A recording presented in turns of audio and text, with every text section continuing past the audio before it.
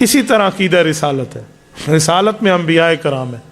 انبیاء کرام کون ہیں؟ یہ عبادت پہ نہیں بنتے، ریاضت پہ نہیں بنتے، نیکیوں کی بنیاد پہ نہیں بنتے، یہ اللہ کی پسند کی بنیاد پہ بنتے، جسے کہتے ہیں الیکشن نہیں ہے، سلیکشن ہے، یہ انتخاب خداوندی ہے۔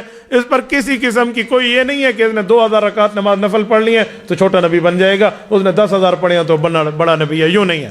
یہ اللہ کا انتخاب ہے، یہ عبادت کی بنیاد پہ نہیں ہے، ریاضت کی بنیاد پہ نہیں ہے، اللہ کے راضی کرنے کی بنیاد پہ نہیں ہے۔ انبیاء کرام کا سلسلہ حضرت آدم سے حضرت رسول اللہ صلی اللہ علیہ وسلم تک ہے، بس اس کے بعد نیا نبی پیدا نہیں ہوگا۔ حضور علیہ الصلوۃ والسلام کو نبی ماننا جیسے ضروری ہے نا، اس طرح ختم نبی ماننا ضروری ہے، خاتم النبیین۔ حضرت عیسیٰ صرف نبی، حضرت موسیٰ صرف نبی، حضرت یعقوب، حضرت یوسف، حضرت دانیال، حضرت عیسیٰ، جتنے انبیاء صرف نبی، ان کو جو نبی نہ مانے وہ غلط ہے، لیکن حضور پاک کو کوئی صرف نبی مانے وہ غلط ہے جب تک خاتم النبیین نہ مانے۔ تو عقیدہ رسالت میں بات ذہن میں ہو۔ اسی طرح عقیدہ آخرت ہے کہ مرنے کے بعد اٹھنا ہے۔ اٹھنا کیسے ہے؟ وہ اللہ نے اٹھانا ہے۔ ہمارا جسم ختم ہو جائے گا، رب کیسے اٹھائیں گے؟ سورۃ قیامہ رکوع نمبر 1 رب نے جواب دیا ہے بلا قادرین علی ان نسوی بنانا، میں تو فنگر پرنٹس بھی قیامت میں واپس کرنے پر قادر ہوں۔ یہ قرآن کریم نے کہا، قرآن کریم میں یہی ہاتھ اور یہی پاؤں ہوں گے، یہی منہ ہوگا۔ کیسے بنے گا؟ سورۃ یاسین 4 رکوع الیوم نختم علی افواہہم، منہ بند ہوگا، وتکلمنا ایدیہم، ہاتھ بولیں گے، وتشہد ارجلہم، پاؤں گواہی دیں گے، بما کانوا یکسبون، اس نے کیا کیا تھا۔ اس سے پتہ چلا رب یہ جسم لوٹائیں گے وہاں۔ تو کیسے ہوگا، کیسے نہیں ہوگا، فلاں ہے فلاں، ان کے چکروں میں نہ پڑے۔ تو عقیدہ آخرت ہے، عقیدہ ہمارا درست ہو۔ اسی طرح بنیاد میں عقیدہ آخرت کے اندر جو سب سے بڑا اعتراض کفار کو تھا نا، وہ قبروں سے ہڈیاں اٹھا لاتے اور وہ کھوکھلی ہڈیاں ہوتی اور ہڈیوں کو یوں کھٹکھٹاتے، اٹھا ہوئے میکھی کو نہیں، خالی کھوکھلی ہڈی ہے، یوں دکھاتے اللہ کے رسول کو کہ اس میں کوئی گودا نہیں ہے، یہ تو خالی ہے۔ اذا كنا عظاما نخرہ، یوں ہم کھٹکتی ہوئی ہڈیاں بوسیدہ ہوں گی، یہی زندہ ہوں گی۔ تو وہ آنکھ پر ایمان رکھنے والے تھے نا، اور مسلمان یؤمنون بالغیب، وہ غیب پر ایمان رکھنے والے۔ تو حضور علیہ السلام نے فرمایا جی ہاں ایسے ہی ہوگا، ایسے ہی ہوگا، اسی طرح ہی ہوگا۔ تو یہ عقیدہ آخرت ہے، یہ بنیاد ہے۔ آخرت نہ ہو نا تو جس ظالم نے دنیا میں مظلوم پر ظلم کیا ہے، مظلوم اپنی مظلومیت کی وجہ سے اس سے بدلہ نہیں لے سکا، تو اس کو بدلہ کون لے کر دے گا؟ ظلم آخرت تو ہے نہیں، تو پھر فائدہ؟ تو اس لیے قیامت ماننا ضروری ہے کہ جزا اور سزا کا سب سے بڑا نظام وہی ہوگا۔ بندوں کو چھوڑیں، سینگ والی بکری نے بغیر سینگ والی بکری کو بھی اگر سینگ مارے تو کہتے ہیں اس کے سینگ اتار کے اسے دیا جائیں گے، تو اپنا بدلہ پورا کر لے۔ تو وہاں حساب ہونا ہے۔ اور یہاں میں لگے ہاتھوں ایک جملہ کہہ دوں، یہ جو جانوروں کو لڑاتے ہیں نا لوگ، یہ ریچھ کتے کی لڑائی ہو رہی ہے، یہ مرغوں کی لڑائی ہو رہی ہے، یہ بٹیروں کی لڑائی ہو رہی ہے، تیتر لڑ رہے ہیں، یہ کل قیامت میں یہی مالک اس طرح ریچھ کتا بنیں گے، اسی طرح مرغے بنیں گے، اسی طرح یہ بٹیر بنیں گے، یہ اسی طرح تیتر بنے گے اور ان کو لڑایا جائے گا۔ کیا کتے نے ریچھ سے لڑنا ہے؟ تم نے لڑوایا ہے نا۔ جنگل میں تو اکٹھے بیٹھے ہوتے، کبھی آپ نے دیکھا ہے جنگل میں ریچھ کتے سے لڑائی؟ آپ پہ لڑتے پہلے، یہ ہم نے لڑوایا، ہم نے سکھایا، باقاعدہ لڑنا سکھلایا جاتا ہے اسے۔ تو یہ ان کے ساتھ یوں ہی ہونا ہے، یہ ساری ترتیبیں ان کے ساتھ ہونی ہے۔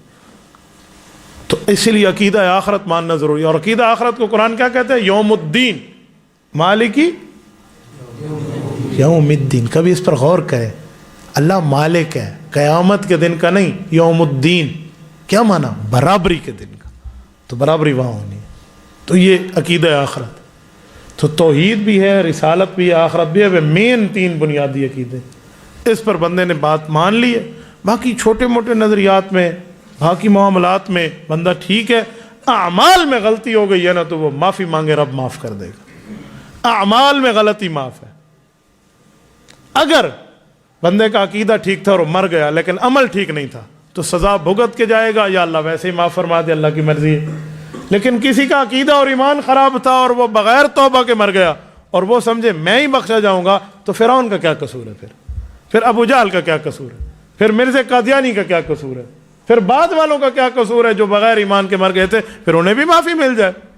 یہ طے ہے، عقیدے کے منکر کو، ایمان کے منکر کو کوئی معافی شافی نہیں ہے اگر وہ بغیر توبہ کے مر گئے، وہ خالدن فیہا۔ جو مسئلہ ہے وہ عمل پہ ہے. عمل کتنے برے کیوں نہ ہونا, بندہ مر گیا تو دو باتیں, یا رب اپنی مرضی سے معاف کرے گا, اپنی مشیت سے, اللہ سب کو معاف فرمائے, اور یا وہ سزا بھگت کے جائے گا. اب میں آپ کے سامنے ذرا ایک چھوٹی سی وضاحت اس لیے رکھتا ہوں تاکہ یہ بات سمجھ آئے.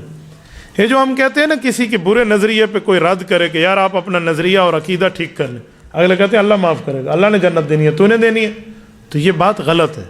عمل پہ ہو نا, عمل پہ ہم جہنمی ہونے کا فتویٰ نہیں دے سکتے, اللہ معاف کر دے. لیکن جو عقیدہ اور نظریہ ہے اس کے لیے تو قرآن کریم کی آیتیں موجود ہیں کہ جس کا نظریہ خراب ہے, جس کا ایمان اور عقیدہ ٹھیک نہیں ہے, وہ خسارے میں. قرآن کریم کیا کہتے ہیں, والعصر, قسم زمانے کی, ان الانسان لفی خسر, تمام کے تمام انسان خسارے میں ہیں, الا الذین آمنوا, جن کا ایمان اور عقیدہ ٹھیک ہے, وعملوا الصالحات, عمل سنت کے مطابق ہے, یہ بچیں گے. اس کا معنی ہے جس کا ایمان عقیدہ ٹھیک نہیں ہے وہ لفی خسر, قرآن نے کہا وہ خسارے میں ہے. اگر میں کہہ دوں جی وہ خسارے میں نہیں ہے تو میرا عقیدہ جا رہا ہے پھر. تو اسی لیے عقائد کی معاملات کی حیثیت اور ہے, اعمال کا معاملہ اور ہے. تو جب دعوت دینی ہے نا تو سب سے پہلے عقیدے کی ٹھیک ہونے کی دینی ہے. یہ جگہ خراب ہونا تو ادھر استری نہیں ہو سکتی, پہلے جگہ ٹھیک کریں گے پھر استری ٹھیک ہوگی, ورنہ یہ بھی اس پہ سلوٹیں آ جائیں گی جو میں سلوٹوں کی جگہ پہ استری کر رہا ہوں.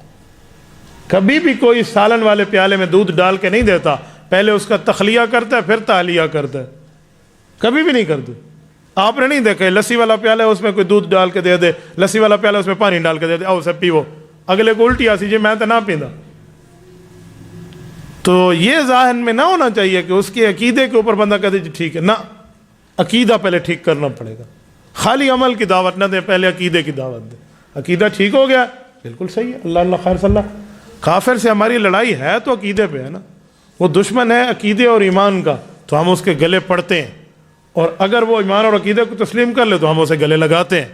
تو گلے پڑنے اور گلے لگانے میں فرق آ گیا. اب رہا اعمال. اعمال میں کسی قسم کی کوئی غلطی ہو نا, کسی قسم کی کوئی غلطی ہو, اللہ سے معافی مانگ لے, رب العزت معاف فرماتے. بغیر معافی کے بندہ مر گیا نا, ہے مومن لیکن گناہ گار ہے.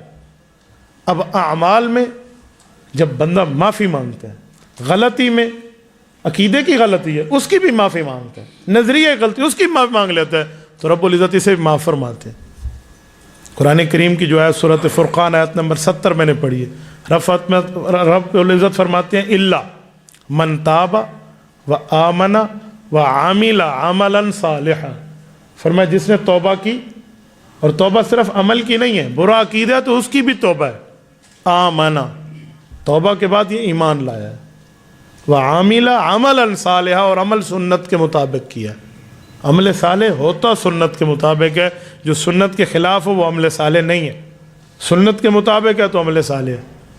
فرمایا یہ جب یہ سچی توبہ کر لے گا, فَأُولَٰئِكَ يُبَدِّلُ اللَّهُ سَيِّئَاتِهِمْ حَسَنَاتٍ, ان کی توبہ کے ایمان میں آہوزاری کو دیکھ کر اللہ ایک مقام انہیں یہ بھی دے گا کہ ان کی برائیوں کو اور ان کی خطاؤں کو اور ان کے گناہوں کو بھی اللہ پاک ان کی لجاجت کو دیکھ کے نیکیوں کے پلڑے میں رکھ دے گا, وہ نیکیاں بن جائیں گی. وَكَانَ اللَّهُ غَفُورًا رَحِيمًا, رب نے اپنے لیے معاف کرنا اور رحمت اتارنا اپنے پر لکھ دیا.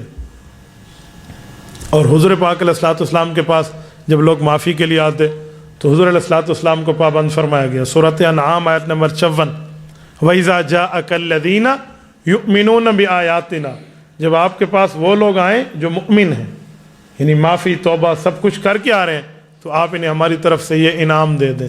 کیا؟ فَقُلْ سَلَامٌ عَلَيْكُمْ, سب سے پہلے آپ انہیں اللہ کی طرف سے سلامتی دیں. پھر فرمائیں كَتَبَ رَبُّكُمْ عَلَى نَفْسِهِ الرَّحْمَةَ, تمہارے رب نے کہہ دیا ہے میں نے تمہارے لیے معافی اپنے پر لکھ لی ہے. لیکن کب؟ یؤمنون بآیاتنا, یؤمنون جن کا ایمان ہے, اور ایمان کو عقیدہ کہتے ہیں. شرط ہے معافی کے لیے, شرط ہے, یہ نہیں ہے اس کا عقیدہ برا ہو عمل بہت اچھا کر رہا ہے, جی نہیں, اس عمل کے ٹگے کا بھی کوئی فائدہ نہیں ہے اگر اس کے عقیدے میں کوئی رکھنا آ. عقائد ٹھیک تو معاملہ ٹھیک. آج کل عقیدے کی اہمیت کو لوگ سمجھتے نہیں, عمل پہ اتنا زور دیں گے, اتنا زور دیں گے.